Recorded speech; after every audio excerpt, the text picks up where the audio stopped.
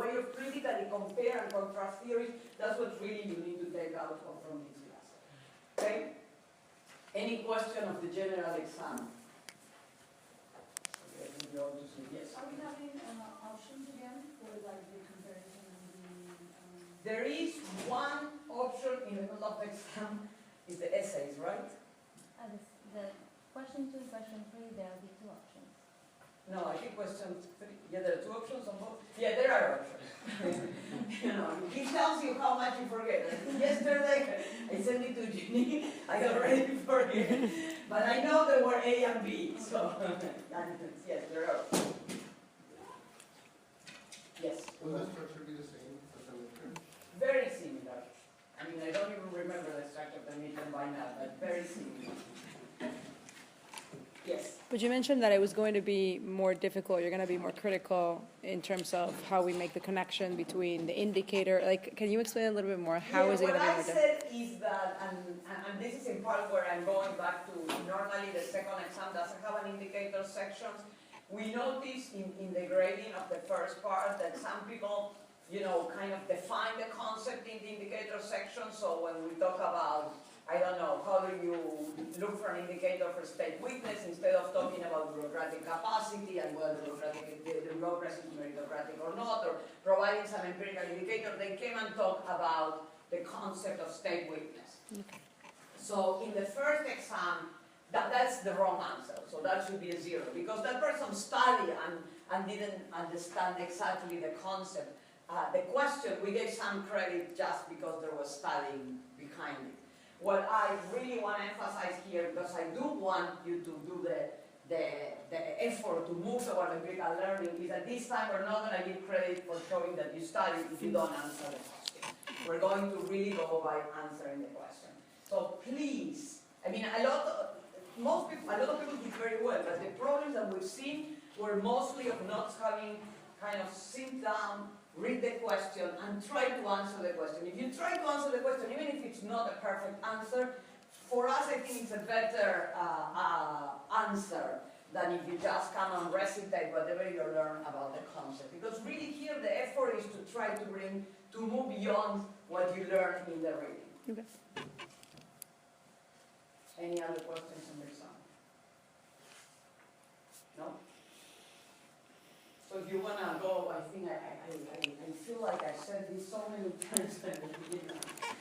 Repeating myself. So if you remember, you know, this is, we're going to move to Van der Waals. That was the first reading after the midterm. And it really builds on what we've done from the beginning of the semester. This idea that to accelerate development, the state was a crucial actor. The idea of a developmental state as a successful state in promoting development in the work of Peter Evans. And if you remember the argument, this was a state that had a relatively high autonomy from society, was embedded autonomy in the sense that there were connections to big business because these guys were expecting a job, I guess, upon retirement, but also a very high capacity, a very high bureaucratic capacity. If you remember, this was very meritocratic bureaucracies, people who had constant monitoring, because if you didn't, you know, it was easy to see whether they were successful, the country was exporting or not, so on and so forth. And then on the other side was the bad state, the state that not only did not promote development effectively, but seemed to be promoting underdevelopment. Both in the works on Bex and Evans was this idea of a state that was either captured by, it was both captured by society, by this kind of organized interest, and had no state capacity to deliver on performance. For the indicators for these kind of either to know whether this is a developmental or a predatory states were really similar. It was either the presence or the absence of a meritocratic bureaucracy. So if you had a meritocratic bureaucracy, you are more like, you know, developmental states had a meritocratic bureaucracy, predatory states had a patronage bureaucracy. To what extent the state was captured by organized interest, was responding, you know, the jobs were for sale, the offices were for sale, the regulations were for sale, you know, this idea of a rent seeking, or these guys were really concerned about their reputation, but but only, after they're out of the job. And in the meantime, these states, I think can make the strongest case, were really resilient and not very responsive to society, among other things because they're not even democratic societies. And here comes Van der Waal, and Van der Waal kind of problematized this definition with this idea of a patrimonial state that he described from, a large swath of sub-Saharan Africa. And he said these are states that have both autonomy from civil society and low capacity. And here, indicators of autonomy from civil society come from, these are non-democratic governments. These guys have been in office for a very, very long period. I think over his dissertation, he studied the longevity of heads of office. It's a prior book. And this is the region of the world with the most long-lasting leaders.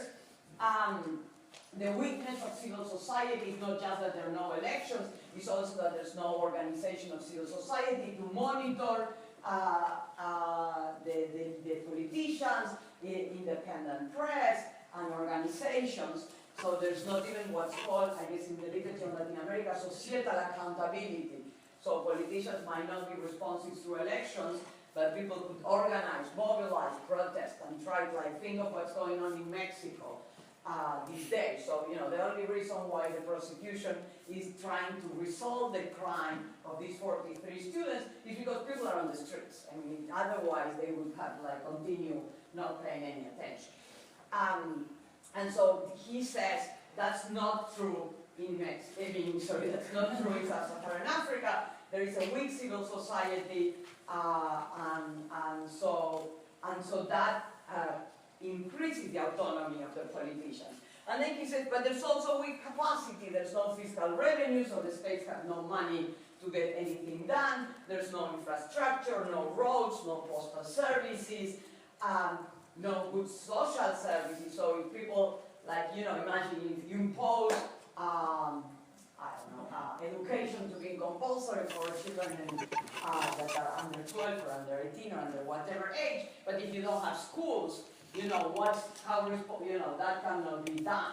So even if people want education, if the state has not capacity to pay for teachers, have not, infrastructure to provide schools, have not roads for getting to where, from getting the kids to school. So he emphasized all these empirical indicators that point to capacity.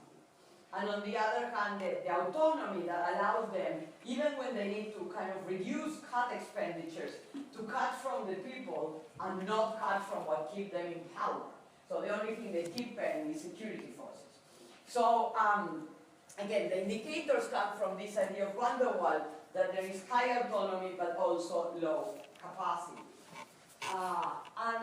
And he uses those indicators, that conception of the state, to try to understand the impact of international pressures on what he calls the aid regime in sub-Saharan Africa, and how these countries adapt from this aid regime to what he calls the adjustment regime with the neoliberal reforms of the 1990s. And so all of the discussion we had is how these international actors and these reforms of the 1990s further increase the problem that these countries had with regards to these patrimonial states, by further weakening state capacity and allowing these leaders to be even more autonomous and accountable to citizens, because the money is coming from abroad, so they care more about what foreign aid or actors demand from them than their own citizens. Yes. I think when I read things like this that are so not hopeful whatsoever in terms of how to apply it for what we are doing or in terms of policy, that's where I struggle. Because when I see a scenario like this, the only thing that I can think about is stop funding governments, but then also we have the problem of you are you're not legitimizing that government if you start doing it by yourself or on the side or whatever it is. So that's where I don't really come up with a policy that makes sense, because it's just so many things against it. So how could you think of a policy derived from this? So what would be things that we've had discussions about this. Right. So somebody, I think Hugo made the case that Burkina Faso decided to cut aid. So that's a policy solution.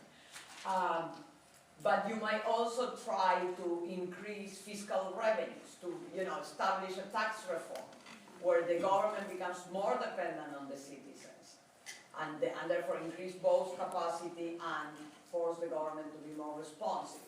You might also produce reforms that require, monitoring at the local level, that require involvement of local citizens. So that's why here I brought Easterly, because this is, the description of Van der Waal really comes back to the Easterly point about this technocratic illusion, that you come from above, whether it's Sub-Saharan Africa or in Newark, New Jersey, you can come from outside and kind of impose the right policy.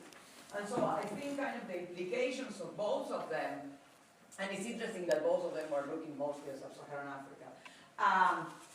The implications is really you should kind of devolve more power from below. So, it's hard because he also claimed that if you don't give the money to the state, but you give like to local NGOs, that also further weakens the state capacity. So it needs to be, you would need to think of a policy design that's not very easy, that without weakening the state capacity, that's why I'm thinking of like a fiscal reform, gives or forces the politicians to pay attention to the preferences of voters. Okay, so this is from the state, you have to assume that you're, I guess, in the government trying to make the good policy. So Although we know these guys have we'll never do it. Okay, good. No, it depends. We would be explicit, but if you're advising the government, you would not be advising, so if you're the advisor to Mobutu, you're not really trying to promote democracy. Right. So it really, that's what I said, there is going to be scope conditions, whether this is a democracy or it's not a democracy. So politicians have different goals. You are going to be a policy advisor, you're not going to be defining the goals. But given whatever goals, I really hope you don't end up as a policy advisor of a dictator, but that you never know what happens. It would be sad. Whatever, given whatever goals, that's, unless you run for office, which is an alternative, whatever goals, you are going to be set up by someone. So you're going to be asked what to do given whatever conditions are. Okay. Yeah. So that's what we're going to ask in the exam. We're thinking of you as advisors, not as politicians. Any other question on this? Yes. What about the scenario where you're a policy advisor for like an aid agency, like Millennium Challenge? You could do that. But then you need to think of how would you give the aid in a way that, produces different effects. So this is like, you are a policy advisor to the Gates Foundation. Is it good to do it like, Van der Waal would say it's not good maybe to do it in a parallel way to the health system of the country, because you end up draining the health system of the country. If you really want to deal with health issues, you have to do it in a way that, yes, you solve malaria now, but, then following year we have Ebola, and they don't, the country has no really good health system. So, how to do it in a way that integrates with the health systems of the countries, and increases provision, increases incentives maybe for doctors, to be, very bureaucratic, to be, I assume doctors are so few in these countries that they, to provide services. Because a lot of people, it's not that the state patronage or not, it's not that the state is full of able people. The doctors are really doing their job, the teachers, most of the people are trying to get their job done. So, the fact that you have at the helm, at the head of the government people who are really corrupt, that doesn't mean that the whole bureaucracy is full of corrupt people. So you need to think as an aid agency, that would be a good question, in terms of policy advice, how to work maybe with like lower levels of the people who are really on the specific functions of the state, such as education, such as health, how to work with them. One of the things that I think Easterly will tell you, and Scott will tell you, is that you might want to be more experimental. You want to hear more what people on the ground, what doctors on the ground or teachers on the ground want to say, given that there's species by now that the Gates Foundation not only meets made problems with this issue of health delivery in Africa, but, the size of the classrooms in the United States. They give lots of money to reduce the size of the classrooms in the United States without evidence that this was good. And it didn't turn out to be particularly good. It actually reduced, smaller schools, those were classrooms. Smaller schools turned out reducing the choice and reducing the quality, so there was unintended effects. And again, it was a one-size-fits-all, not only for Sub-Saharan Africa, it was for the United States, which is the largest country, in the world, or the richest country in the world. So again, it's, part of the advice that I think both Van der Waal and Easterly give you is don't think of a one-size-fits-all. Don't think that if it works in this country, we have to export it everywhere. Try to talk to, the local level, try to think what works in any particular way, and how to, make the local state capacity stronger. I think that is it. Yes? So I was trying to relate everything we have seen before the midterm, it seems like that the state and the society play a role in the developing countries. In this case, because I see that we're relating all the theories, right? Yeah, because that's what you're supposed to be doing. Well, yeah, that's what I'm trying to do. And my question would be should we relate it to Scott, because what you said is really related to what Scott is saying, or to Bates? Well, that's my question. So both things. I think the Van der Waal, Van der Waal really speaks to both Scott's and Bates because he's criticizing a state that. But the way I read Van der Waal, because of his criticism of the 1990s reforms, is that Sub-Saharan Africa was in this patrimonial state and tried the Bates solution. It's explicitly, Bates' famous book is a 1982 book that was called Markets and States in Tropical Africa, and was incredibly influential in the 1980s and 90s in the World Bank. So in the thinking of people drafting these reforms, Bates was very, very influential. So a lot of the arguments about privatization and so on and so forth were thought as as a solution to those problems.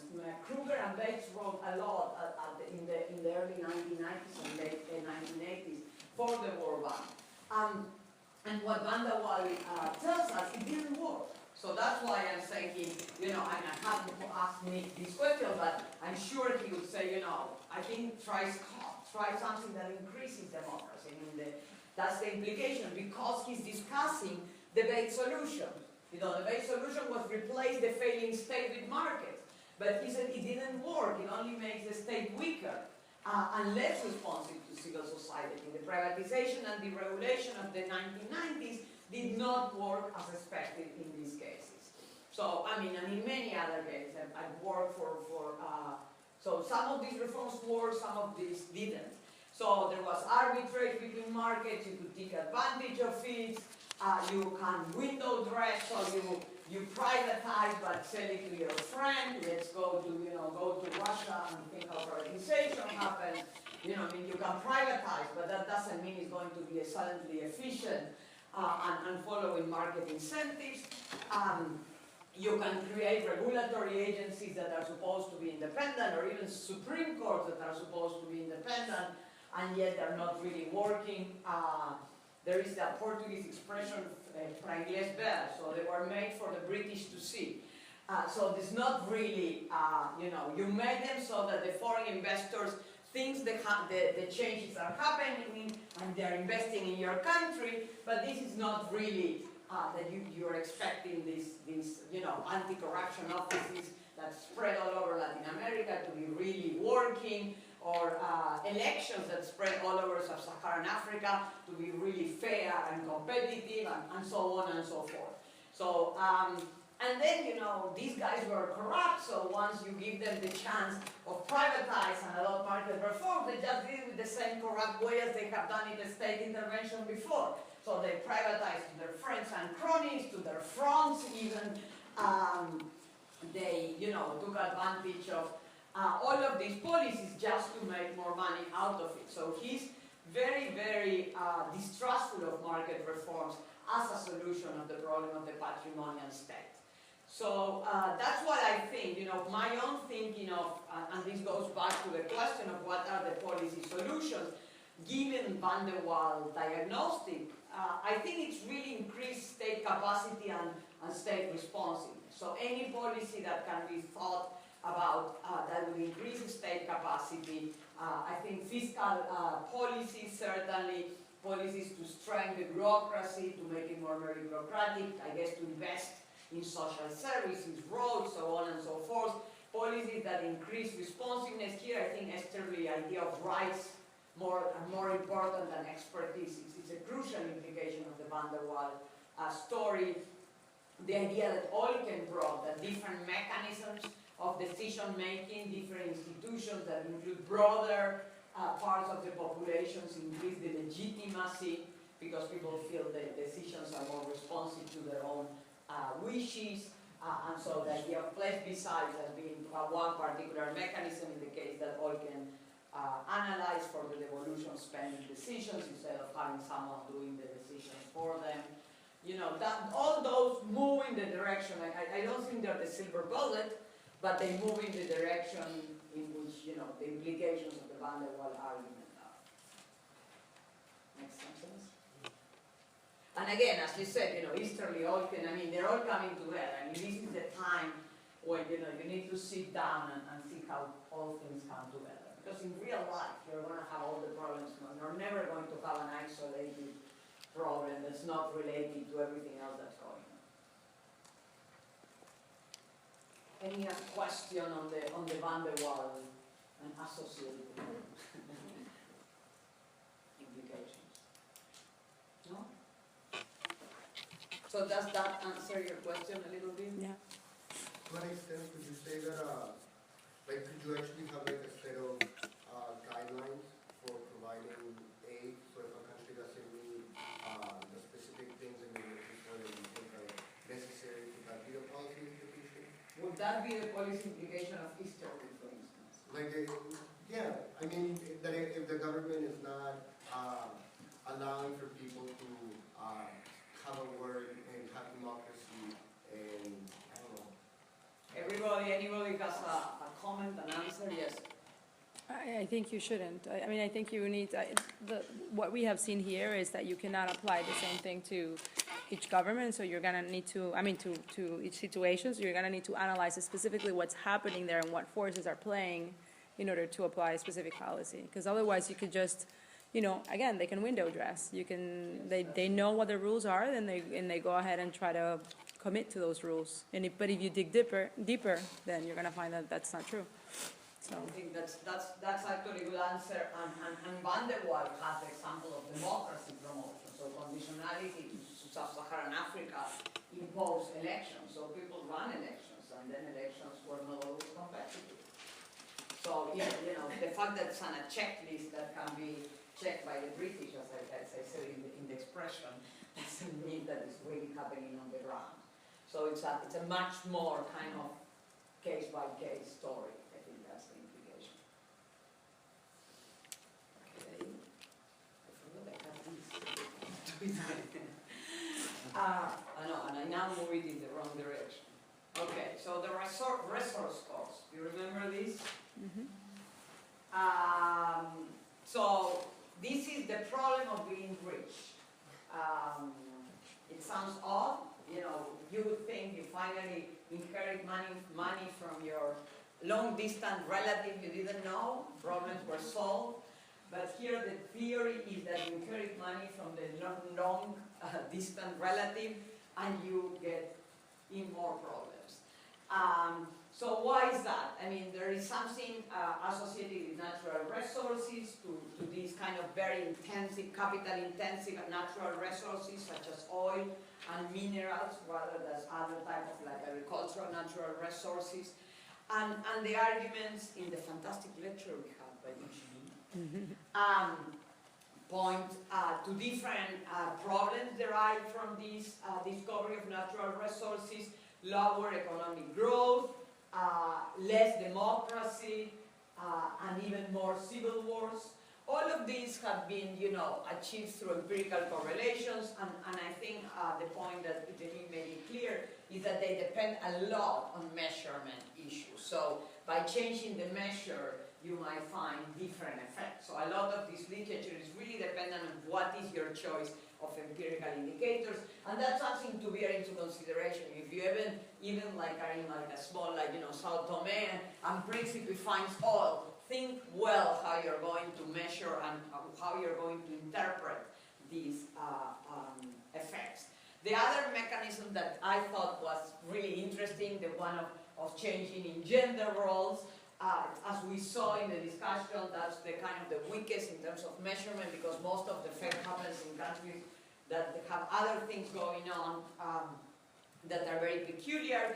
But here the mechanism for the most clear mechanism is this idea of the Dutch disease and the inadequate use of the windfall gain. So how it affects human capital investment and how it affects the constraints of the government in what has been called the resource course. So the idea of the Dutch disease, I really want to make sure that it's clear here, these short-term effects that you finally have, as I said, the wealth that you inherit, the oil that you discover, there's more money around, there is an increase in income, an increase in money, more people have money, prices go up, that leads to an appreciation of the exchange rate, that means of the value of your currency vis-a-vis the currency of other countries.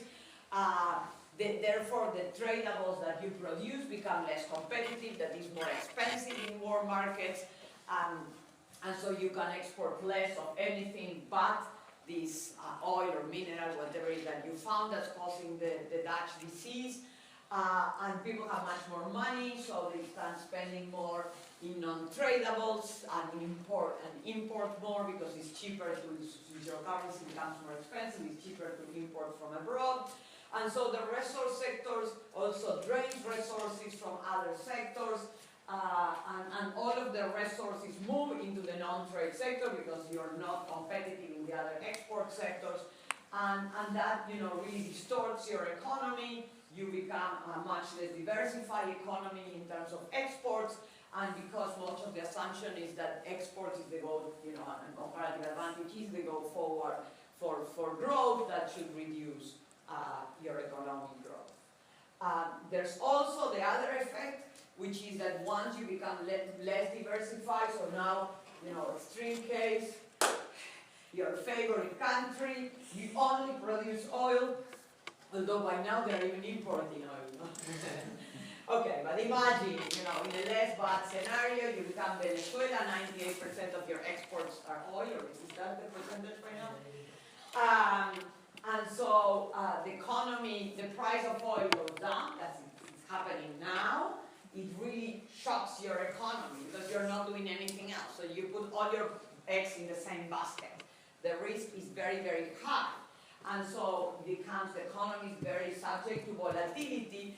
And another argument that is happening is that the governments, and this Venezuela is a good example, you only want to talk about Venezuela here, it's a good example, you become very pro-cyclical in your spending. So you have a lot of money, you spend a lot on the population, suddenly you don't have more money because the price of oil came down, you don't have money to spend, you cut your expenditures. But you cut your expenditures at the time at which the economy is shrinking. And because the economy is shrinking, you're supposed to be spending more to preempt, the effect. So there is here an argument that it produces this kind of effect in the mentality of becoming more pro-cyclical. There is actually a lot of statistical evidence that seems to point that this is the case. I actually advised a dissertation that showed that effect of the pro-cyclicality of oil. But I think the point that Eugenie makes, and it's important for us, is that a lot of it depends on policy decisions. So these are things that might be happening, but governments could be doing something to prevent them from happening. So there's savings decision here, and we saw the case of Chile with the saving of the copper windfall. So you could save in the bad times, in the good times, and spend it in the bad times. So you don't need to be pro-cyclical. It's true, most of these countries tend not to do it, but this is a policy decision. It's not that it couldn't happen, and you might think under which conditions is this going to happen.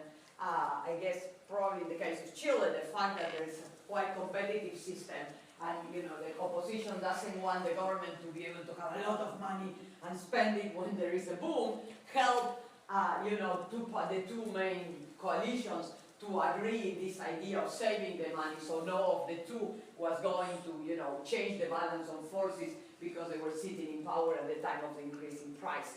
So this is an interesting way in which you can think of the relationship between electoral competition in democracy and this type of policy that forces the government to save in the time of the windfall. And again, Eugenie points to policy solutions. If you have money, how you spend the money, whether you need to spend it in a way that doesn't produce the Dutch disease, that foster investment in technology or other things that are not necessarily your natural resource export, but you could export and be used in a particular way.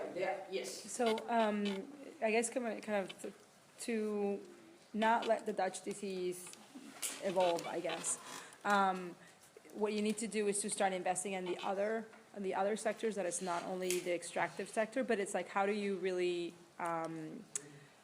go for that if you're not going to be competitive because your exchange rates are so high in the international market? What I would answer to that is that you're trying to invest to actually increase your productivity in that sector. So although you might have like a disadvantage from the currency exchange rate, your effort is in fact to counter-effect that initial problem that you have. So by investing, you're helping for technological innovation and increased productivity that could counteract the currency exchange problem. Okay. Thank you. So if your skill distribution goes up, even though your wages are higher, at that level of productivity they become smaller, cheaper. That's what you said. Sorry, I missed. So like if you invest the money on like education or skills, high technology skills.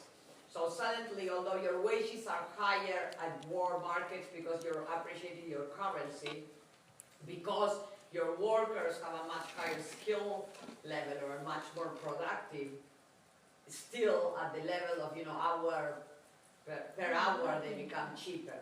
It could also be investing in R&D without. But that would be the equivalent. It would be skills, it would be technology, but anything that increase the value of the hour worked at your home. Your home country. Okay. Yes. I think one really interesting case is the Norwegian fund. I can't even say what it is. But essentially it was the same thing. They went through the Dutch disease twice. And when they were really Norway. Yeah, Norway. But essentially they have this fund. It's kind of like an investment fund, similar to the stock market, but they invest in clean energy. Even though they're like a big oil producer, they did the opposite, like the things that they care about. And it worked out really well because it has like millions and millions of dollars. It's predicted to be $1 billion. I don't know, but the Norway, I don't know how diversified the Norwegian economy is. I have no idea. Because they had like multiple cases of the Dutch disease, and that's the reason why they did it. It was so they could be comfortable people.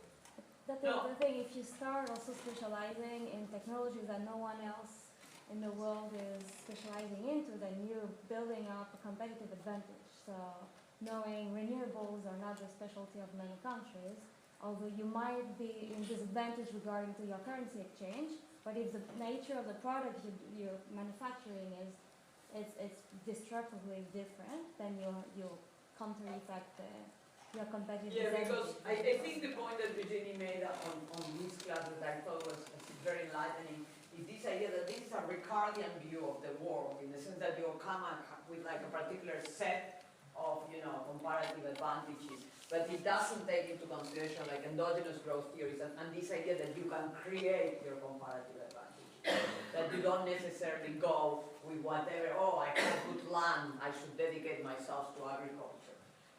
Because you can change technology, you can change you can change products that did not exist before. So on those you will have a comparative advantage. you'll be able to diversify this. Yeah, but that project is like using the money you get from the natural resources to invest into this disruptive technology. It's similar to picking winners.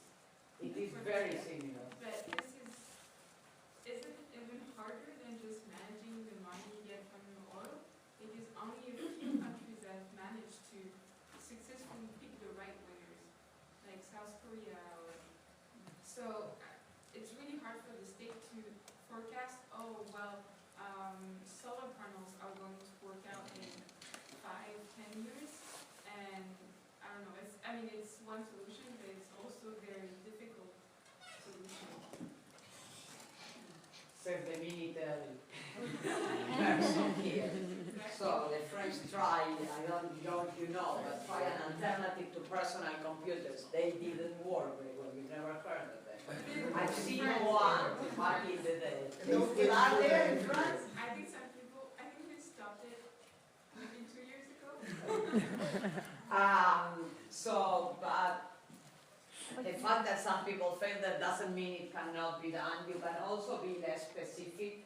You can also, I think the point that Eugenie was making was invest like on general research and development and education skills rather than trying to compete on a specific product. I mean, in fact, the competition, not just Brazil also had in the 1970s a huge effort of competing on computers that also failed.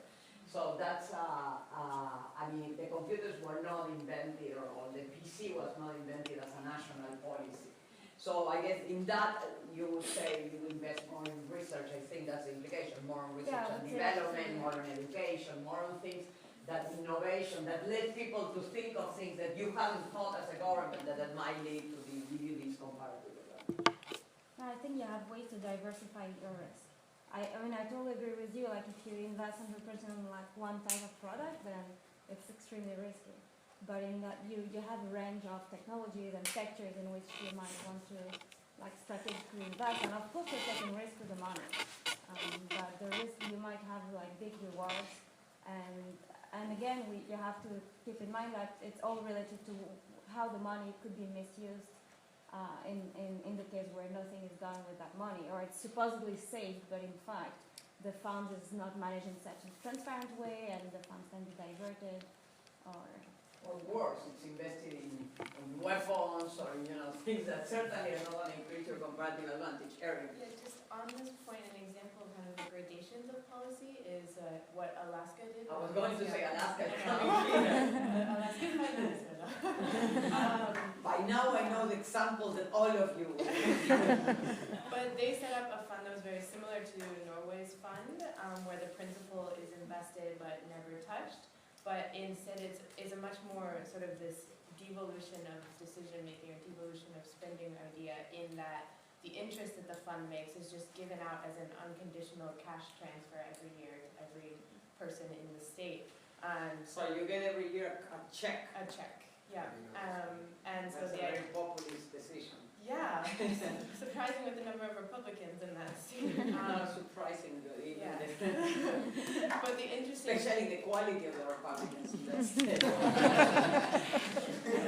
and when Sarah Palin was actually in office, she doubled the amount I'm of not the cash surprised. transfer. So, but what was But interesting. she didn't think of investing in education or universities or anything. But what people have tried to do since then, because they say like, oh, it's great if you give people this money, but sometimes they invest it in non-optimal things. I mean, who's to say? But now the state has set up like savings funds specifically for like your permanent fund dividend check. So they say like, oh, if you invest your permanent fund dividend check in this fund, it's at like returns at a higher interest rate for your kids' education if you don't touch it for 20 years. So it's sort of the first policy and then like the second wave. Yeah, I think that's more in line to the decision. You devolve to the people, but you try to generate incentives so that the investment goes to education or to research or to something that increases your capacity. Because oil is not endless, and at some point, if all of the people have, used their extra cash and, for whatever that Sarah Palin thought was good for, and then they don't have skills, what does Alaska do? Because tourism afterwards, you do need to think about what sort of incentives you provide. And people are always having, the decision will be theirs in the end, but they can be, explain what are the trade-offs. The thing is that there are even worse things that can happen. So I mean, even that, where, it's really a good outcome, because it's still one where you do have at least a working democracy. But the problems that Ross points out for oil are really that it hinders democracy and it hinders societal development, in his view. I mean, in the very modernization theory way of thinking about society. So the argument is that once there is more oil, the countries not only they don't spend on education, research and development and so on and so forth, but they spend on the military. And so because these were already to begin non-democratic countries, which is a very big part of the argument. So this is, I mean, whenever you have a democracy, it's not that Alaska or the United States or North Dakota becomes an authoritarian country. It's not that Norway becomes an authoritarian country. It's interesting that most of this effect is driven by the fact that the countries that discover oil are, Saudi Arabia, and these are countries that are not, to begin with, democratic. But it really hinders democracy via repression, via the capacity of the government not to charge for fiscal income, to pay for the army, to be unresponsive again to society, because it doesn't need to get taxes from society, it can get the resources from the oil.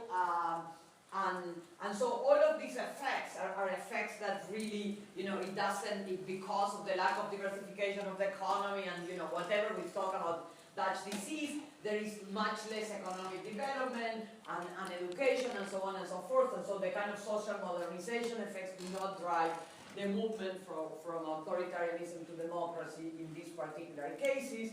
And then the argument that, if you remember, reduces the reservation, actually increases the reservation, the reservation wage of women, and therefore, and provides less, and depresses the export sector where women are more likely to work in these countries, and therefore has a negative effect also on female labor participation. So all these are kind of effects that Ross derives from the resource course that are not necessarily economic. And are very, very driven from modernization theory. In fact, the idea that, if you remember, economic growth was going to be political development and democratization, but using the same type of arguments, he shows that that's not necessarily the case when the growth comes from oil and mineral wealth. So that's, another negative story of oil. You had a question? No. Anybody else on this?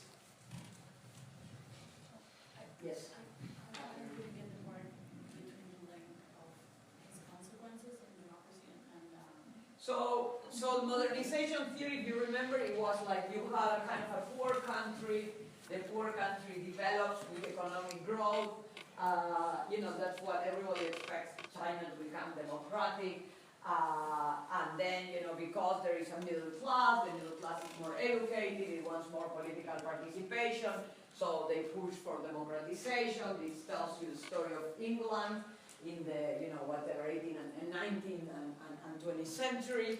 And that's kind of been made into a theory. It's an empirical experience of most of Western Europe.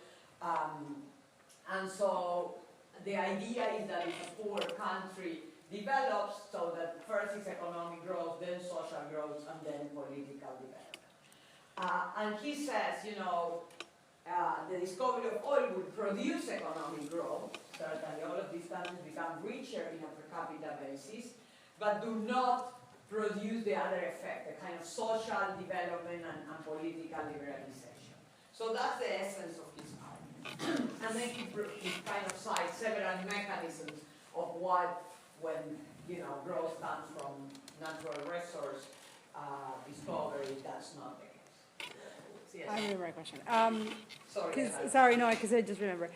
So you talked about one of the, I guess, you have to have non-democratic, or Ross looks at non-democratic, He doesn't say. but he doesn't, because But, he's but still. if the reality that if you look at the data, Uh-huh.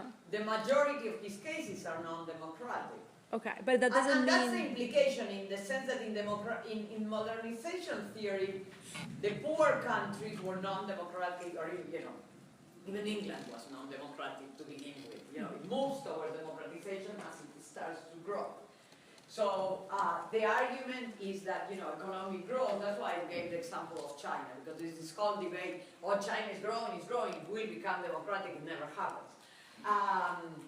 And why there should be that connection?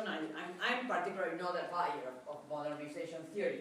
But the argument is that yes, because there's now a middle class, the middle class will ask for more political participation, we should expect democracy to happen.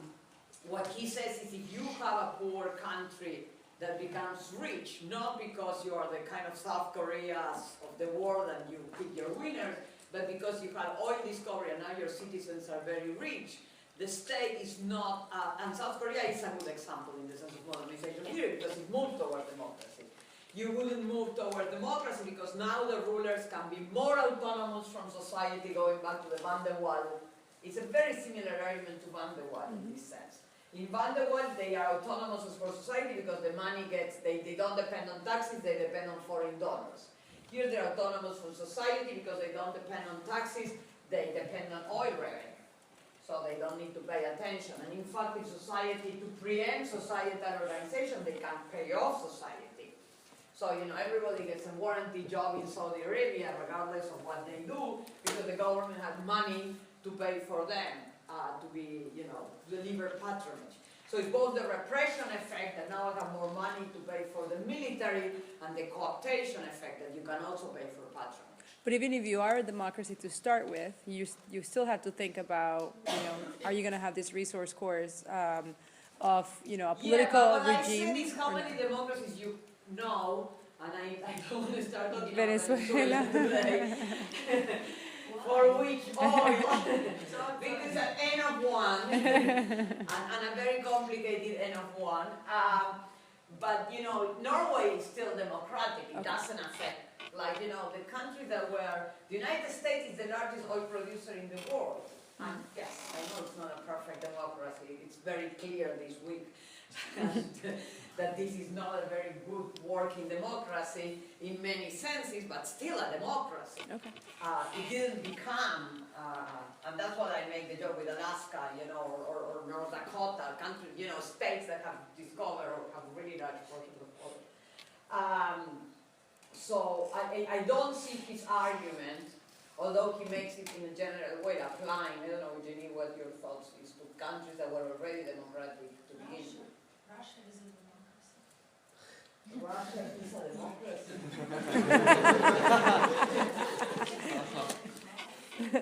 Briefly.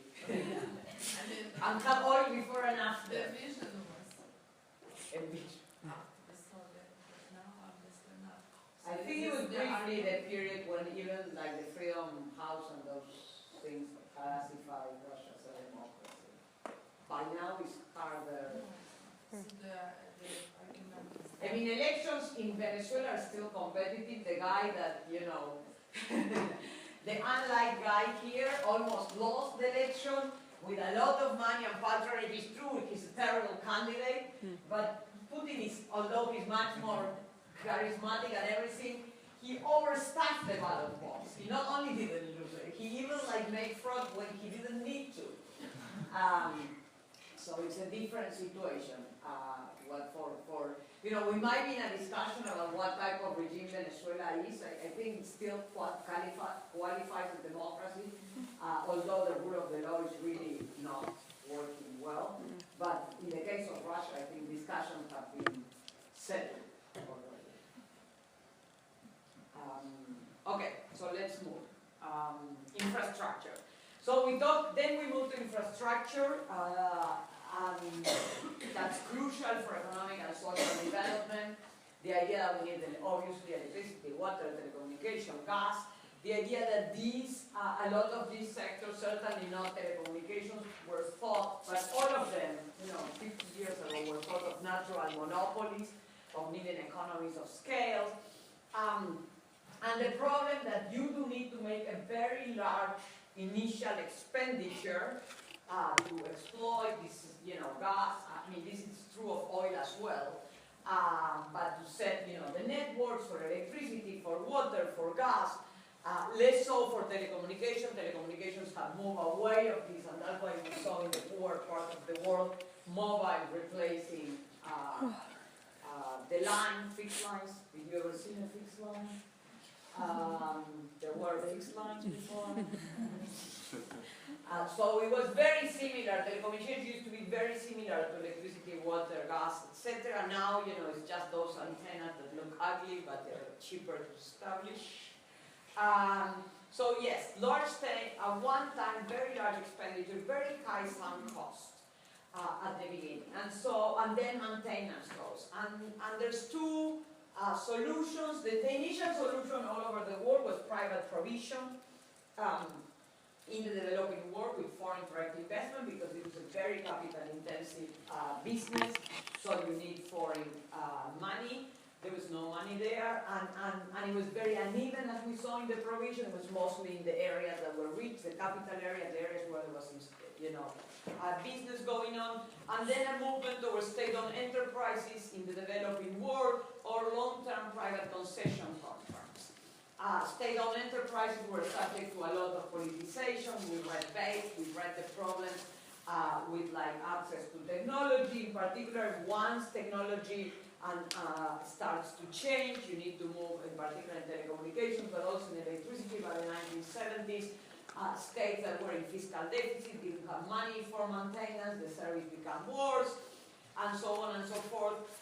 So a lot of the countries have moved into privatization or long-term private concessions, but these are very long-term concessions. It's very hard to predict the future, and there is both risk for both parties and the incentive for both parties to renege on whatever conditions they reach at the time where they did the original contract. For the government, once the investors have put their money in, the incentive for regulatory expropriation, and for the investors to share on their obligations, given the asymmetries of information. And so that's what, in particular on the investor side, that's what we discuss as the obsolescing bargain. If you have private ownership, you are the government. Before the investors put their money in, the investors have the upper hand, and you have to give them whatever conditions they want, and there's many investors fighting to get in. But after they have put their money in, you have an incentive to change the rules and to get part of the rents they're getting through a regulatory change. That's what's called regulatory expropriation. And so that's a risk that private investors should internalize, and therefore because they think you are going to do that, they either don't come or they come under worse conditions for you, and that's a problem for governments that are seeking to have, investment in this area. This is also a problem for oil or any of these capital-intensive sectors, but the effect for the government is different. Whereas for investors, the impact of the obsolescence bargain is the same. For the government, in particular, the effect of having, non-service of water or electricity, particular infrastructure, is even worse. Does the ownership matter? Is state-owned enterprises as a solution to the obsolescence bargain? Because the government is the one doing the investment, so you borrow the money, you do the investment yourself. You're not going to steal from yourself. So that was an idea of thinking of how to deal with this obsolescence bargain. That was the thinking of the World Bank, actually in the 1960s, to try to promote the state-owned enterprise, and also because the government would also provide, as in the US, and even services not just to the profitable areas, but everywhere in the country, and that would also promote development. As I said, before, a lot of the developing world, when access to foreign capital declined in the 1980s, that really generated problems with capital and technology, and in context of economic recession, contribute to the politicization of the threats. And so we move towards privatization again. And when we moved towards privatization, I think the big threat to deal with was the, whether it worked, and also to what extent the rules that you established at the time of privatization will continue over time.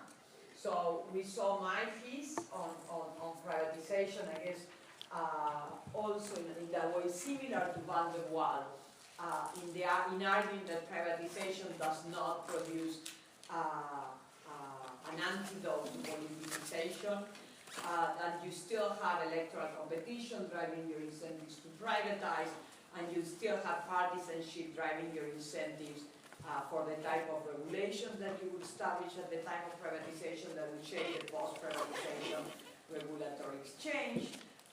So it's a very similar story to the story of responsiveness that we saw before, in the electoral, in the week on electoral connection. So depending on the level of electoral competition and depending on who are your constituencies, the type of privatization that you're going to adopt and implement will vary.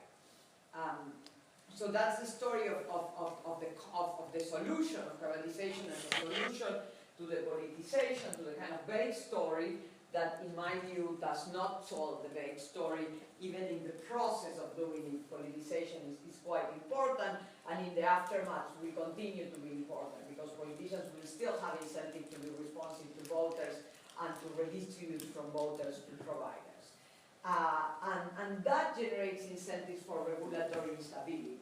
Because in the aftermath of reforms, even if whatever policies and regulations you adopt at time one might be changed at the next round that you are discussing with your foreign investors or with domestic investors, given that the politicization, that privatization did not end the politicization of the process.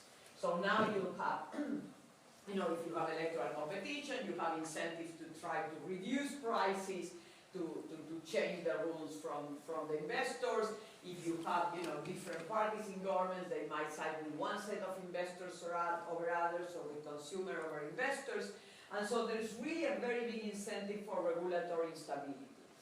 And so we talked also in other readings about what are the solutions and the ways in which investors and governments can think about the conditions that modify regulatory stability. And we saw the Spiller and Levy argument, which assumes institutional enforcement. And here the idea is that institutional check and balances are the crucial explanatory variables telling me as an investor whether the government over time will change the rules, the regulations or not. So depending on the different institutional settings, investors should prefer different solutions to the regulatory problem, given that those regulatory settings tells you which are the more likely or less likely for the government to change. And the alternative view is this Keynes and Sellner view that they said really is not the institutions you choose, but that the institutions have been there for long enough so that, and that they resonate with the local institutions and with the local concepts of fairness, so that the government does not have an incentive when a crisis hit to change. There's always winners and losers. So the losers will always try to take advantage of a crisis, of an exogenous shock to change the regulations. But they're only going to be able to succeed to the extent to which these regulations that have been adopted are not perceived as legitimate. And why they're not perceived as legitimate? One thing, because time matters, so they're quite new. But also they said because they don't resonate with the other local business practices of other companies, of domestic companies, the other concepts, the other institutions that the country has, and so on and so forth. And here, I really want to bring Olken as a policy implication to their argument. So he has a solution in the sense that the process by which you set the institution might shape the legitimacy of the institution. So an implication of the Keynes and Sellner story is like, just hope the institution will last for long enough until it becomes legitimate. There's not much you can do. I mean, you can pay attention, not to do unfair things, not to front load profits, but this is much harder to deal. And I think all can give us a more, I guess, an easier policy solution in the sense that he says the process by which you build these institutions is crucial in whether these institutions will be perceived as legitimate or not. And this is particularly interesting in the case of regulations that, if both in the Van der Waal and my story, these governments are desperate by cash. They go and sell. To privatize, they need to set up regulatory agencies. And they did the regulatory agencies very, very fast. Like, so that's why time is part of the story here. Because they're like, you know, oh, I sit down, I write thereafter, done. And that's because they wanted the money and they wanted to sell the companies. But Olken says, you know, if you slow down and you have a process that increases participation, people take ownership over the institutions, and that's more likely to make these institutions stronger and more legitimate, and so that they last longer over time.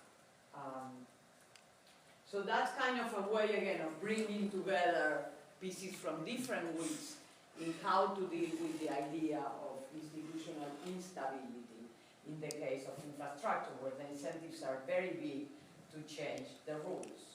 And here again, it's also that both the piece of Kernel, Server, and Spiller assume institutional enforcement. Yes?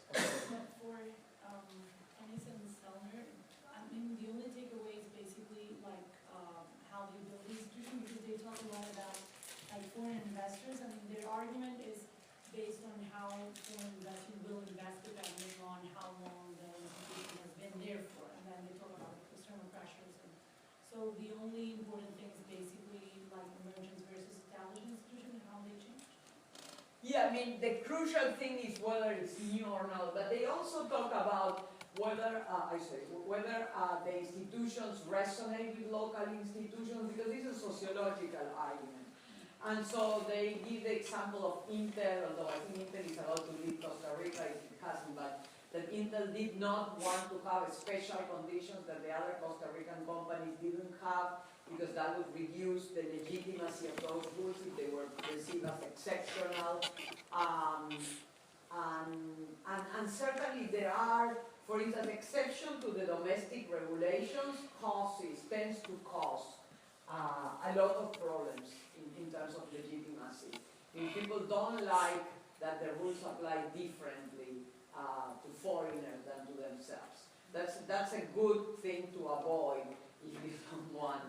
But it still happens. I mean, it's interesting. The Chinese are building a satellite launching whatever base in Argentina now. And one of the things that they requested is that the labor law of Argentina doesn't apply, so they have their own labor law. Huge difference between the Chinese and the Argentine labor law, as you might expect. But that, I think, is the reason why there's, I mean, that's caused more uproar than the fact that they're having a base in the Argentine territory the first time there is a foreign base in the country. So, again, the idea of, and it's very near Chile. And so the idea that people are giving like special conditions, that they are not on a level playing field, certainly is something that they also point to in there. Yes? Yeah, my question is, like, should we see this as external measures as well, or should we see more as the institution, like how they receive, you know, this, like, well, it's not aid, I mean, but they're privatizing to foreigner investors.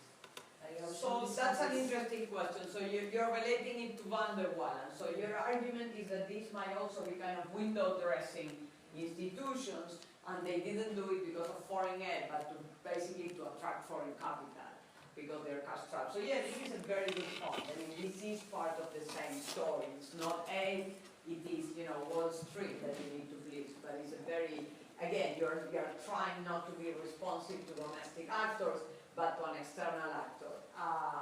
In this particular case, I think it's harder to disentangle in the sense that if you don't please Wall Street and you know, the World Bank or whomever gives you the money, the fear of politicians, because this happened in democratic countries, is that economic conditions will deteriorate and they will suffer the consequences because voters will be unhappy. So the mechanism is still a democratic one. Okay. So do you see the difference? So No. one thing is, I'm afraid foreign aid will cut me. You know, and there might be something, they might not want riots in Africa, that's why they want to do this foreign donor. But I guess in this particular case, the timing, the short-term scenario is crucial because these guys want the money before the next election. Because they use this money, I mean, there's a lot of they use the money not just to, stabilize the economy, reduce inflation, increase expenditures and so on and so forth. So there's also some element of that. So this one is like democratic, set like government. Yeah, in these cases, mostly democratic. But you could think, but the mechanism, the original mechanism, and a lot of people point to that, is the same as in Vanderbilt, that the most immediate actor you need to please are foreign actors that have the funds. That is true. That's a great question, and a great way of bringing, the readings together. The other issue is the issue of weak institutional context. So even though you might not explicitly be changing the rules, you might be changing the real practice. And what are the alternatives that investors have if the government changes the rules, or if the government does, change the application of the rules without even changing the rules? And we saw here these different solutions. Post argues that, the rules are the same. So the difference here is the rules are the same, but they don't apply equally. I think we've seen this in the United States as well, so it doesn't need a lot of explanation. The rules apply differently depending to whom. So you could think of like and you have many different investors, and they can be applied differently depending on who you are and how you as an investor try to protect yourself. And so the solution for Post is really the investors' prior decisions regarding local diversification and linkages with the local economy at the level of the jurisdiction are crucial, because if the government does not apply the law to you or changing the rules, I guess they apply for both contexts with regard to, say, they freeze the prices of electricity, but you can get compensated against with crony capitalism by, you get the contract for the roads. So yes, you're losing on one sector, but you're being compensated in another sector. I mean, the rules are changed or are not evenly enforced, but because they are not evenly enforced, the government, instead of calling a public bid for the road, can give you the contract for the road. So again, this is very related to the idea of crony capitalism, to a lot of discretion, but from the investor point of view, it's a way of trying to get the government to play well to the investor, because the government, if you have a lot of different sectors of the local economy, if you go back to, it's more likely to be nice to those investors. They don't want those investors that are in electricity and roads and, hospitals and water to be peace at them. So if they have scarce resources, they're going to prioritize those investors, yes. But Post assumes a condition that the government has to be like coherent, right? Like it has to be kind of a one set of government, because she talks about the difference between, or the negotiation strategies between the government and the private sector, but as one, right? So That is true. as soon as we introduce like competition, I guess a democracy that really does have multiple levels, then we don't have this problem, or we do still have to think about it. That's a good criticism in the sense that she says that the regulatory agencies play no role, Right. and technical, and the government is a single actor. In part because she looks at subnational governments. But you would think that if the legislature monitors the government, in particular this kind of crony capitalism behavior, would be much more difficult to pull out with. Okay. You're right. So that could be a policy advice in terms of, make sure that you have your power levels in government well established in order to prevent this from happening? Well, it depends on what kind of investor you are. If you are not an investor that's locally diversified, you do prefer competition. Yeah, I mean, okay. not that you can do much, but you would want to go to places where there is competition, and this is less likely to happen because the competitors wouldn't want to have, the government favoring someone over other. Mhm. But if you are an investor that is very vested at that level, you probably are going to want no competition, Right. so that you can actually negotiate with the government in the way she proposes. Okay. So it really depends on the type of investor. Okay, it's also depends on your prior investment decisions in that sense. Alternatives are front-loading profits, so like, putting all of the returns at the very beginning, so recover the cost of your investment. Here, I guess, Hennis and Sellner said, that would make it may have negative consequences in reducing the domestic legitimacy. The famous story, the Bolivian water board, so the Bolivian company, the privatization of water, not only increased prices enormously, but also monopolized access to the network, and even the company got the government to forbid people to collect rainwater on their ceilings, on their roofs, so as to have the monopoly of water. I mean that didn't end well, put it that way. Really was a huge protest and riots, and people were not perceived this as particularly legitimate or fair. For obvious reasons, but it was a way that the company had to kind of recover the money very fast. So this is a good example for the Hennis and Sellner story. I mean, it was a solution that accelerated the returns for the company, but certainly did not increase the legitimacy of the institutions, and that privatization was reversed. The other alternative that we didn't talk that much about is BITs. Bilateral investment treaties, which are very common in countries with weak institutions. So if you really do not believe in institutional check and balances, you sign bilateral international treaties, or, and I guess this is now famous because of the Argentine, the last default on the debt, you make your contracts in foreign jurisdictions. So all of the Argentine foreign debt has under jurisdiction of, I guess, France, United States, or Japan. And then, if you default or if you change the rules, people can go. And the same is true for all of the infrastructure contracts. They have all been done under foreign jurisdictions, whether it be BIT or international courts.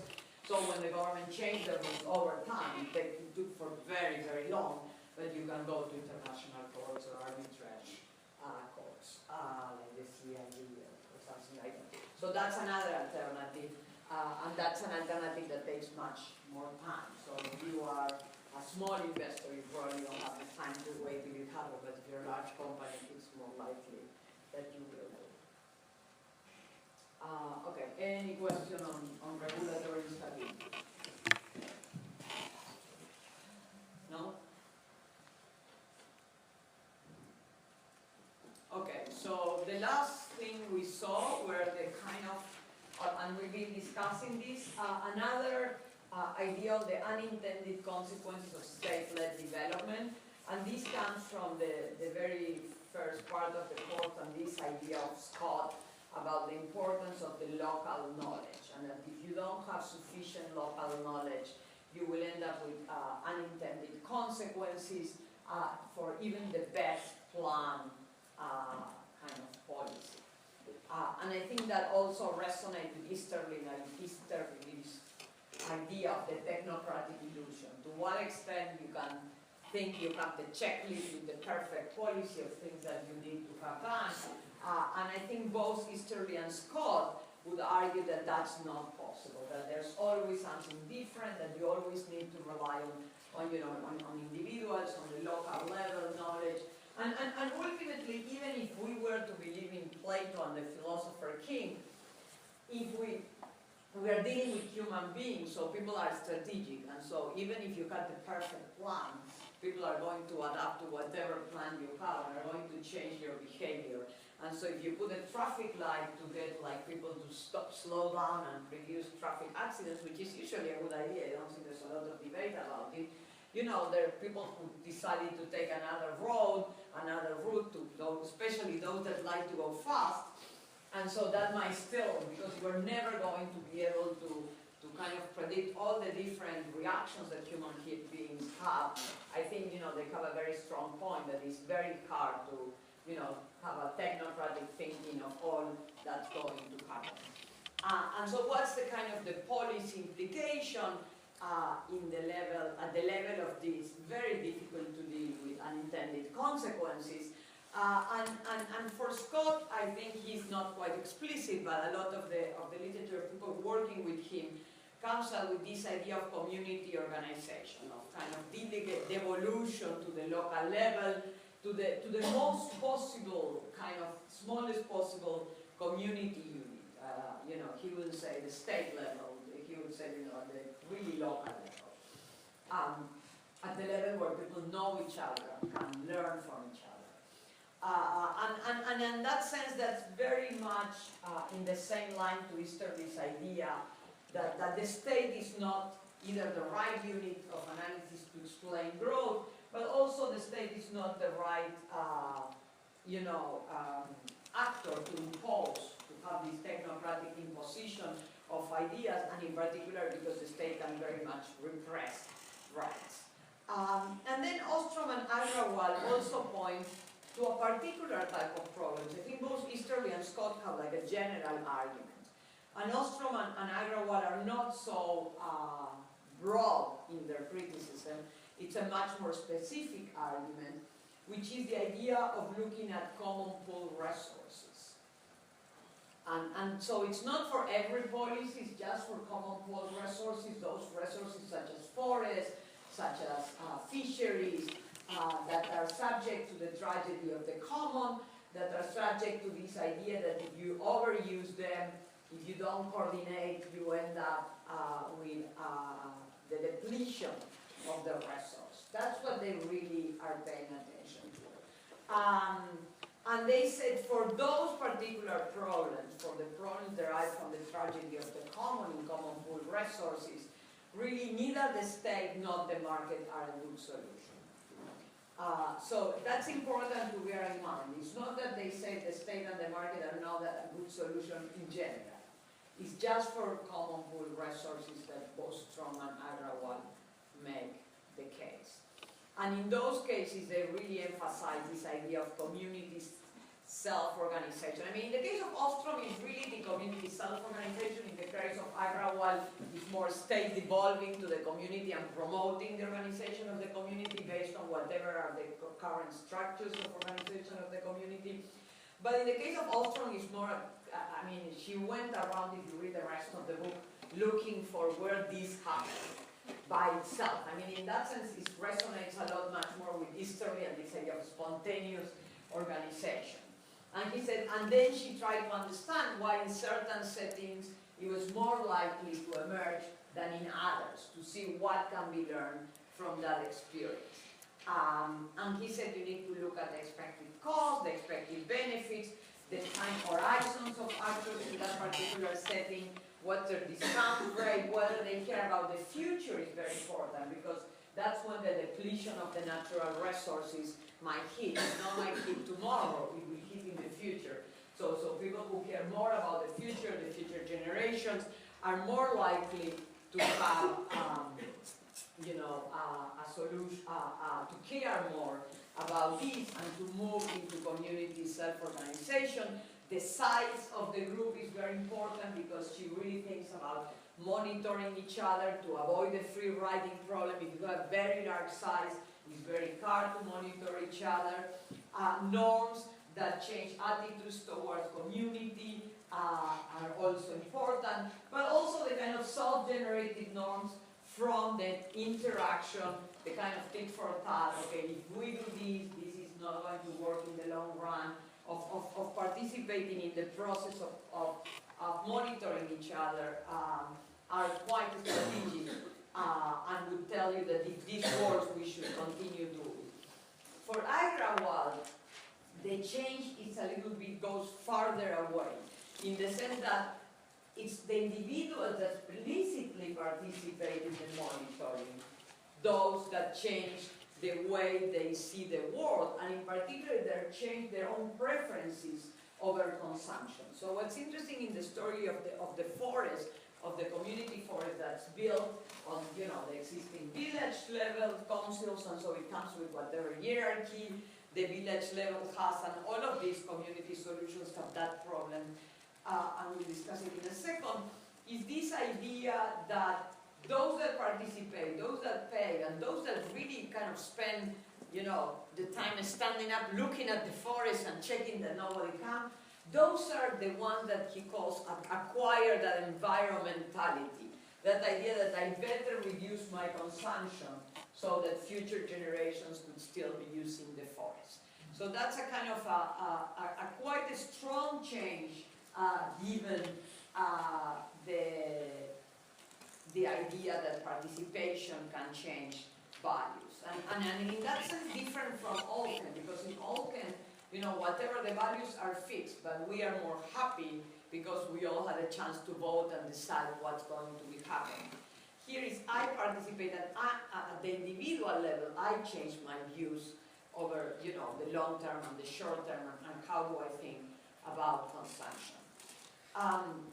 The criticisms that have been driven on this idea of community organization are more related to the fact that when you devolve power to the local level and the local community, and that I think would be said to Scott, to Ostrom, to Agrawal, to Easterly, you know, we saw it in Olken, there are hierarchies at the local level. I mean, Agrawal controls for caste, whether caste matters more or gender matter more, you know, two very strong criteria for hierarchy in the case of India. But we saw it in Olken. I mean, it's different. Women were like arrived to different outcomes when they work separately from men. And so that's something to bear in mind in thinking about community self-organization. I mean, the criteria might be gender, might be socioeconomic, might be caste, might be ethnicity, and I don't know, this would vary in a case-by-case basis. But to the extent that you're building on the local knowledge and local hierarchies, you're also dealing with the local knowledge and local hierarchies. So something to bear in mind in this discussion. And so let me try to get here to some thing. You're really thinking about policy lessons. And again, when you do this exercise of how do I know that it's a CPR? How do I know that this is a common pool resources? How do I know that I'm facing the tragedy of the common?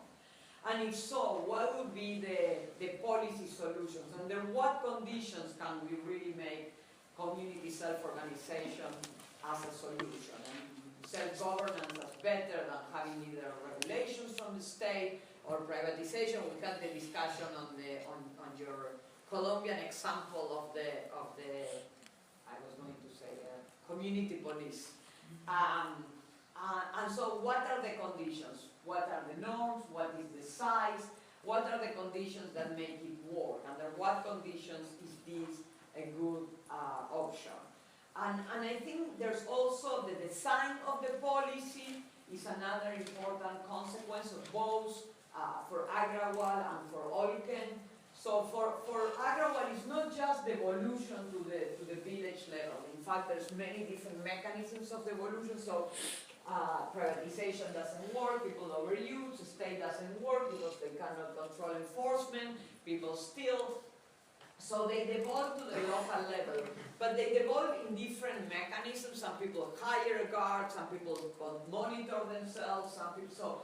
And he says it's really those where you have personal participation and where the village is involved, where you see that change in the mentality, which is what really is, and that's important because that solves, you know, if this is a resource that's going to be depleted, you need to people think about the importance of not depleting the resource. And so for him, the design is quite important, and that also requires some minimum conditions.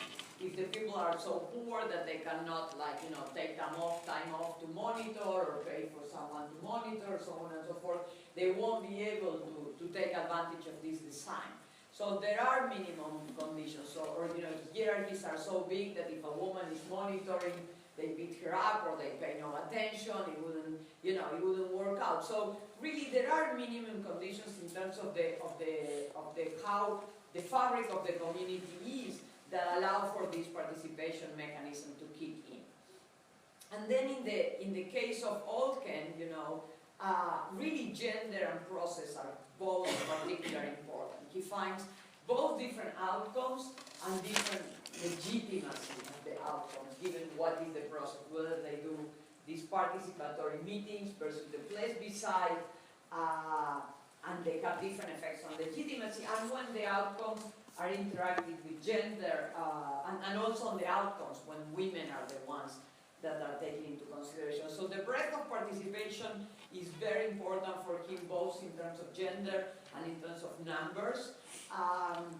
And here again, he doesn't talk about CPR, he doesn't talk about common core resources, his argument is really about social expenditures.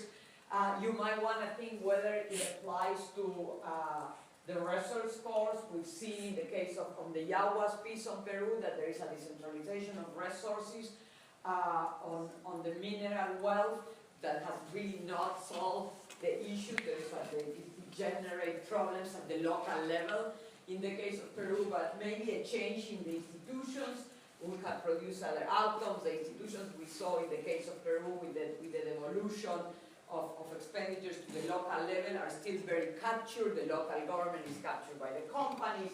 There's really no democratic competition.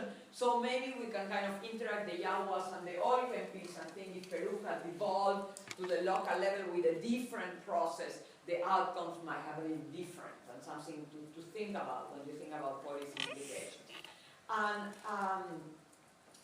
can you think of other examples? If you think about CPR, again, think about indicators, think about stage, scope conditions, and something that's crucial in resources that are going to be depleted is the monitoring. So who is doing the monitoring? How are we controlling the monitoring? Is somebody looking? Is somebody counting? Counting what? And as I said, I mean, the idea of looking at the local level goes beyond CPRs. That's clear in the case of Olken, that's clear in the case of Yaguas, but that's also clear in the case of the educational reform we discussed for Newark. And so, imposition from abroad doesn't make it necessarily going to work, and it causes resistance, not just in the developing world, but also across the river, yes. But it's not only about monitoring it, but also about how to, I guess, punish detractors. I mean, do we have to think about that as well, right? Yes, how to sanction. And sanctioning is crucial in the sense that what he says in the Agrawal piece is that the sanction also had certain degree of flexibility. Mm-hmm. By having this local knowledge, the guy knew, I guess I gave you the example that day that was very cold. If a day is extremely cold, maybe today somebody's desperate for branches, I let them go because I know they're going to freeze. But I wouldn't do it another day. So the idea that having, the local knowledge, rather than having some machine counting, having someone that can consider what's going on is also important, or that can consider, oh my God, his child is very sick and they're needed today, and I know it because I'm part of the community. Normally I wouldn't accept it, but now I'm going to accept it. So it's also that idea that local knowledge can be also embedded in the process of monitoring and sanction decisions. And these two arguments connect to Putnam in the way that if there's no social capital, none of this is going to work, because they're not going to care about what the other person does. They're not really going to self-monitor. They're not going to... You're right in the sense that reputation, like my reputation with my neighbors is important. Right. But the difference with Putnam is that Putnam assumes a higher level of development and people interacting in kind of cross-cutting associations. But here there might be much less civil society organization and not necessarily interacting in different societies, but on everyday life, these guys are just, it's a village. Okay. It does. And whereas in Putnam is how when you're not a village and you want this kind of everybody to care about their reputation, the different overlapping of different organizations make you afraid that I might meet you I might never see you again, but I might meet you in another organization, or someone who knows me So that's kind of the Putnam argument, it really moves to a higher scale, a higher scale. Okay. Yes. But this will not work if there are competing communities for the same common pool resource. Because like if my community, the police says it's not in whatever, but there is a competing community. So if two communities, they will need to coordinate with each other, right? Because otherwise you just explore the free riding problem. Who's in charge of then? No, you would need to have one, make of the two a one community, because there should be a one community depending on the common pool resources. And the community should be quite even. I think Agatha brought the example of, you have a player that uses half of the common pool, these players never going to respect each other. So it's also like an even use of the common pool. Yes. So could we see this as like Ostrom and Labrador and like the case of Yahweh also as the good, like in good or bad of Easterly, Scott and Scott? Like of bringing it to the really local level? Can we see this? Yeah, I mean, it's an implication of their arguments, and I think I brought Jaguars because it not always works. It depends on how you set it up. It's not that just by decentralizing and devolving to the local level, your problems will be solved.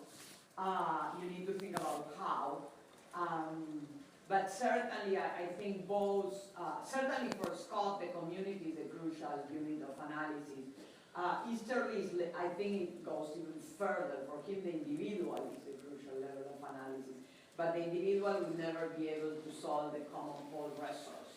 So this is a case for which an individual solution would not work because everybody would free ride and you end up getting, producing a depletion of the resources that you need to supply.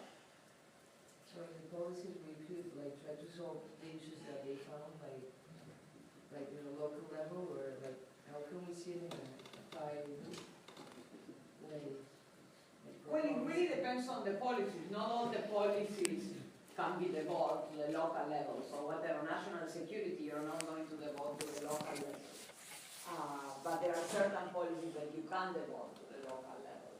And the question is whether it makes sense or not. Like, the solution, the Peruvian solution that didn't work to deal with the resource course was to try to devolve to the local level. It didn't work, among other things, because the state is not very different from the Vanderbilt story, in the sense that there is a very, very, very small, capacity. Peru has one of the weakest states in South America. And so it was very easy for companies to capture the state because the companies were providing a lot of the services themselves. The state had no capacity there. And a good indicator for that is that a lot of this money that's devolved to the local level has gone unspent. So the municipalities in Peru cannot spend the money. They don't send the check to people home, but they steal. But even stealing, they are not able to deplete those resources. So there's a lot of unspent budget, which really is a good sign of weak state capacity in this particular case. So you might need, if you're going to devolve to the municipal level, a sufficiently strong state capacity for it to work, and one that's responsive. I mean, again, Peru has like very weak party system, people shift from one party to the other, voters never know what they're getting. So it's, again, one of the countries where both of these variables are at the weakest in Latin America, yes. Going back to the example of Mexico, it could be brought down to that level because for solving security, it has even like the municipal cities, but you have such a weak state that the thing that has happened is that the municipal cities are now corrupt, and that is what is bringing all those problems into in the case of the 43 cities that disappeared. No, I kind of disagree. My reading, I mean, this is the reading of a particular event. I mean, it's true that the municipal, so this is the 43 kids that were killed in Mexico. So one thing that happened is these 43 kids were captured by the police and given to a gun, a drag gun. This happened 100 meters from the barracks of the National Army.